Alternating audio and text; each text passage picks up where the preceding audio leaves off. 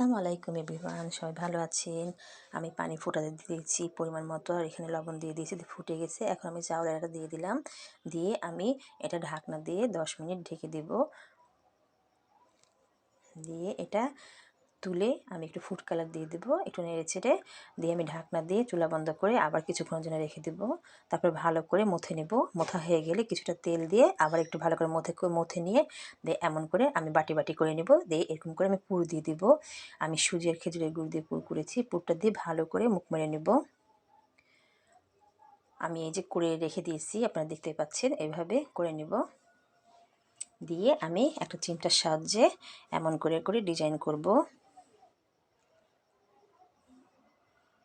দেখুন আমার সব পিঠাগুলো এরকম করে করে নিয়েছি। মৌচাক পিঠা দেখতে অনেক সুন্দর হয়েছে।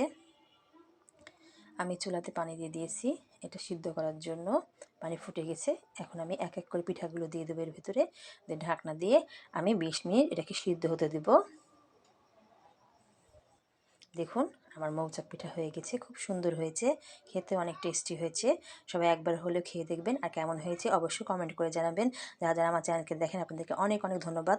যারা যারা আমার চ্যানেলকে এখনও ফলো করেনি অবশ্যই ফলো করে দেবেন, লাইক শেয়ার কমেন্ট করতে ভুলবেন না। সবাই ভালো থাকবেন, সুস্থ থাকবেন, আল্লাহ হাফেজ।